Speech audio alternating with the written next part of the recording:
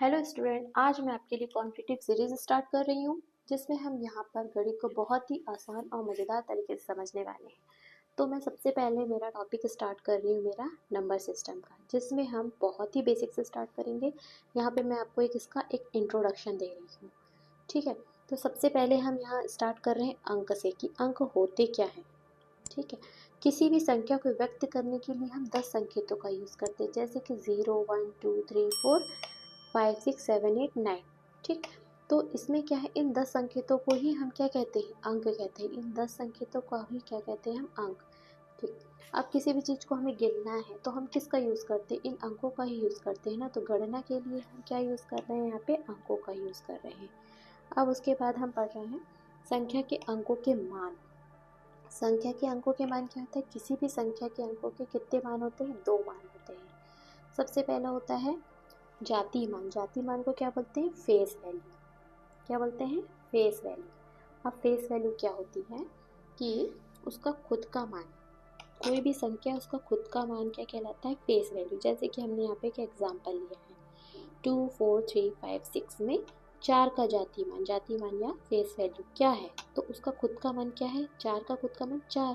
तो ये इसका क्या हो गया, फेस वैल्यू हो गया। अब जैसे 2 का पूछेगा तो 2 ही कहलाएगा, 3 का पूछेगा तो 3 ही, 5 का पूछेगा तो 5, 6 का पूछेगा तो 6।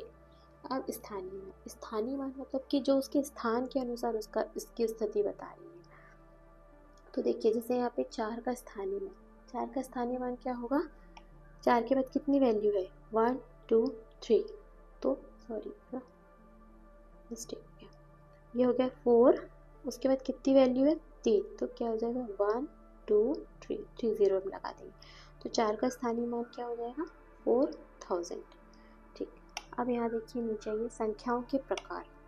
संख्याओं के प्रकार क्या होते हैं, पहला है प्राकृतिक संख्या। प्राकृतिक संख्या क्या होती है, वे संख्याएं जिनसे कि हम वस्तुओं की गणना करते हैं। वे संख्या जिनमें हम वस्तुओं की गणना करते हैं, कोई भी चीज़ हमें गणना करना है तो हम प्राकृतिक संख्या का यूज़ करते हैं। तो n इक्वल टू 1 2 3 4, ये डैश डैश, ये अनंत तक जाएगी ये संख्या।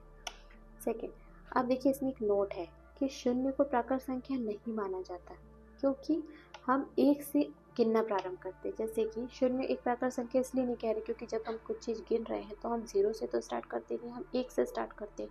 तो शून्य हमारा क्या है, प्राकृत संख्या में नहीं गिना जाता, वो पूर्ण संख्या में गिना जाएगा। इसलिए एक प्रथम एवं सबसे छोटी प्राकृत संख्या होती है।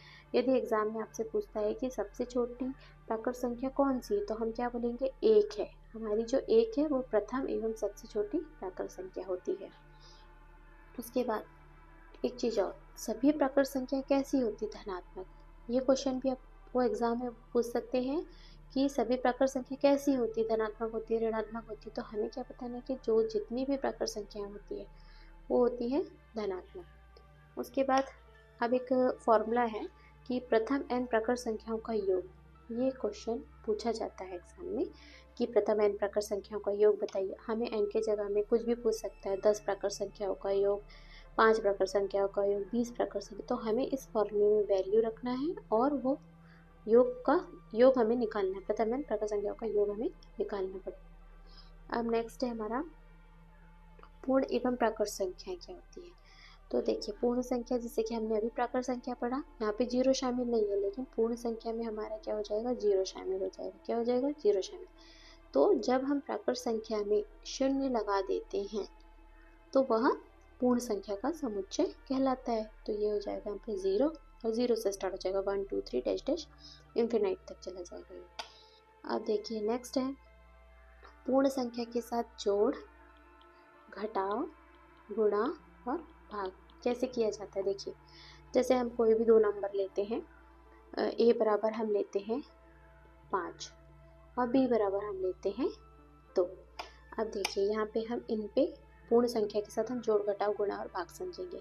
तो a प्लस बी, जैसे कि 5 प्लस 2, हमने लिखा 5 प्लस 2 तो कितना होता है 7। तो इसको हम 2 प्लस 5 भी तो लिख सकते हैं। तो ये इस केस में ये 7 इक्वल टू क्या हो जाएगा, 7। तो ये हमारा ठीक रहेगा। बट माइनस के केस में क्या होता है, यदि हमने यहाँ पे 5 माइनस 2 किया तो कितना आया हमारा 3। लेकिन जब हम यहाँ पे 2 माइनस 5 करेंगे तो ये -3 हो जाएगा। तो ये हमारा यहाँ पे ये अप्लाई नहीं होता है कि a minus B not equal to b minus A. But multiply के केस में देखिए 5 इंटू 2 10 इक्वल टू 2 इंटू 5 10, तो ये हमारा ठीक ये सही है। अब उसके बाद देखिए अपॉन के फॉर्म में ये नहीं अप्लाई होगा, क्योंकि देखिए 5/2 को यदि हम डिवाइड करते हैं तो ये आ जाएगा 2.5, लेकिन वही चीज़ हम 2/5 करते हैं तो ये हो जाएगा हमारा 0.4, तो ये नहीं अप्लाई होगा इसमें।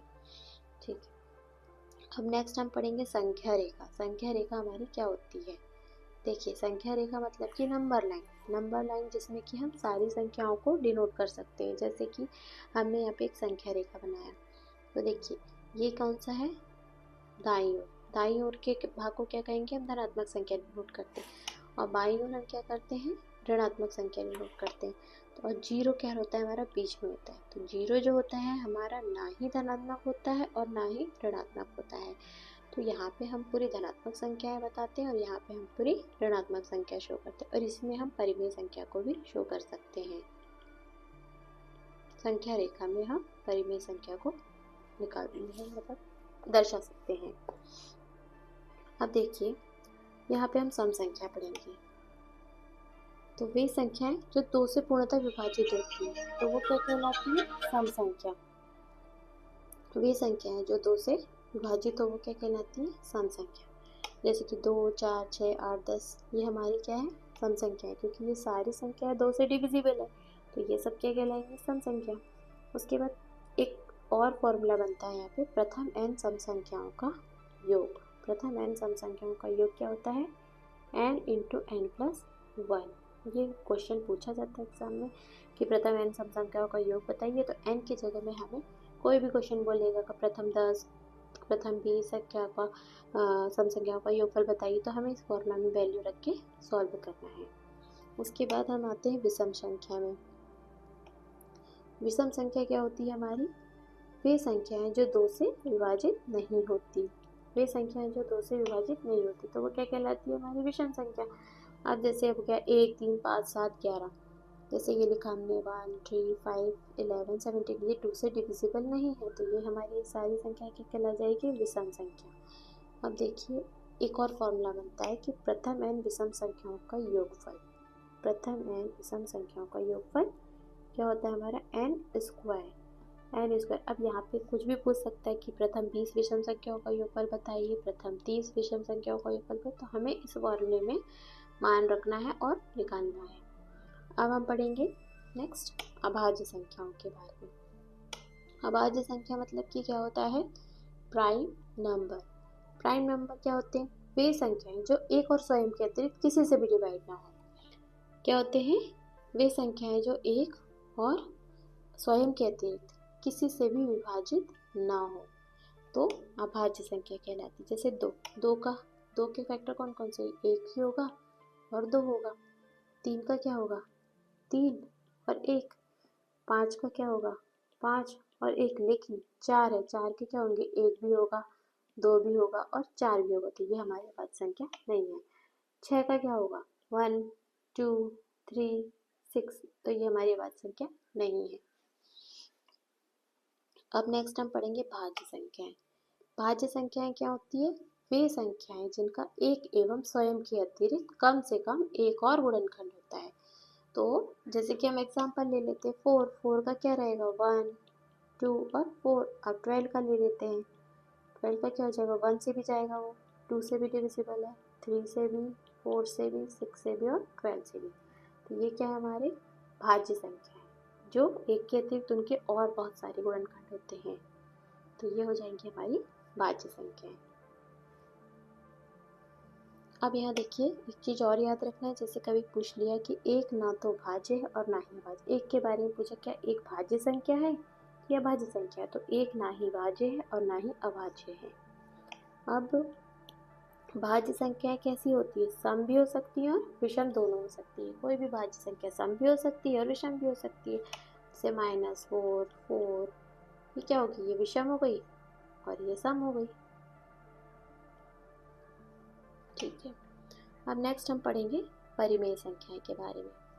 तो वे संख्याएं जिन्हें हम p बटे q के रूप में लिख सकते हैं, वे संख्याएं जिन्हें हम p बटे q के रूप में लिख सकते हैं, जहाँ p और q दोनों कैसे हैं, पूर्णांक हैं, ठीक है। और यहाँ पे जो ये q जो होता है वो नॉट इक्वल टू होता है 0, क्योंकि जैसे 8/5 और 9/5 हमारे परिमेय संख्या, लेकिन यदि हम यहाँ पे 8/0 लिखते हैं तो ये क्या हो जाएगा, ये इन्फिनाइट में चला जाएगा, तो ये हमारी परिमेय संख्या नहीं है, इसलिए ये जो q है ये 0 नहीं हो सकता कभी भी, क्योंकि वो संख्या इन्फिनाइट बन जाती है, अनंत, नॉट डिफाइंड, इसको हम बोल सकते हैं नॉट डिफाइंड, ठीक है। नेक्स्ट हम पढ़ने वाले हैं प्रत्येक पूर्णांक संख्या एक परिमेय संख्या होती है। जैसे कभी पूछ लिया कि पूर्णांक कैसी है, तो हर जितनी भी पूर्णांक संख्याएं वो क्या होती है, परिमेय संख्या होती है। जैसे कि यहाँ पे हमने लिखा 5, तो देखिए 5 तो पूर्णांक है, लेकिन हम इसको क्या लिख सकते हैं, 5/1, तो ये हमारी क्या बन गई, परिमेय संख्या, ये क्या बन गई हमारी परिमेय संख्या, मतलब कोई भी संख्या के अपॉन में 1 तो होता ही है, तो वो हमारी परिमेय संख्या बन जाएगी, बस वो रूट में नहीं होना चाहिए, वो रूट में नहीं होना चाहिए। आप देखिए, दो परिमेय संख्याओं के बीच में एक परिमेय संख्या ज्ञात करने का फॉर्मूला क्या होता है, फॉर्मूला a + b/2, ये होता है एक बेसिक सा फॉर्मूला है, a + b/2। कभी भी पूछा कि दो परिमेय संख्या कुछ भी दे दिया, 1/2 एंड 2/5 के बीच में कोई परिमेय संख्या, तो हम ये फॉर्मूला लगा के निकाल सकते हैं। अब देखो, संख्याओं के योगफल के सूत्र, ये सब क्वेश्चन भी बहुत एग्जाम में पूछे जाते हैं, इसे जरूर लर्न कीजिए कि संख्याओं के योगफल के सूत्र में पहला है क्रमागत n प्राकृत संख्याओं का योगफल ज्ञात कीजिए। तो जैसे कि ये क्वेश्चन पूछ लिया कि प्रथम 10 तक की प्राकृत संख्याओं का योग, तो हम उसके लिए ये फॉर्मूला यूज करेंगे, n × n+1/2। ये फॉर्मूला लगा के हम क्वेश्चन सॉल्व कर सकते हैं। जैसे मैंने यहाँ पे एक एग्जांपल भी लिया है, 1 से 10 तक की प्राकृत संख्याओं का योग ज्ञात करें, तो यहाँ पे हम n की जगह में हमें क्या दिया है, 10, तो हम क्या रखेंगे फॉर्मूला में वैल्यू 10, तो n क्या है हमारा 10, 10 धन 1/2, फॉर्मूले में वैल्यू रख दो, आंसर आ जाएगा 10 × 11/2। अब यहाँ देखिए 2 × 1 = 2, 2 × 5 = 10, तो 5 × 11 क्या हो जाएगा हमारा 55, ये वो हमारा आंसर।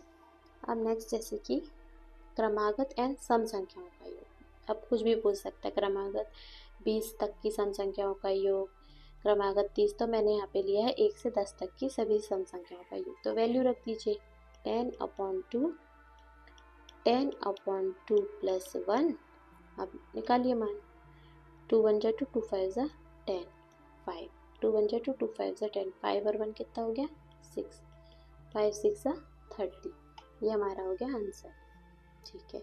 अब नेक्स्ट है हमारा क्रमागत n तक की विषम संख्याओं का योग यदि पूछ लिया, ये क्वेश्चन भी एग्जाम में पूछा जाता है, क्रमागत, अब कुछ भी पूछ सकते हैं, क्रमागत 20 तक की विषम संख्याओं का योग बताइए, 30 तक की विषम संख्याओं का योग बताइए, तो हम यहाँ पे n ले रहे हैं 11, यहाँ पे कितना ले रहे हैं हम 11, n बराबर यहाँ 11 दिए, तो वैल्यू रख दीजिए फॉर्मूला में 11 + 1/2 का होल स्क्वायर, तो ये कितना हो गया 12/2 का होल स्क्वायर, ये काट दीजिए, 2 × 6 = 12, अब 6 का स्क्वायर कितना होगा 36, ये हो गया हमारा आंसर।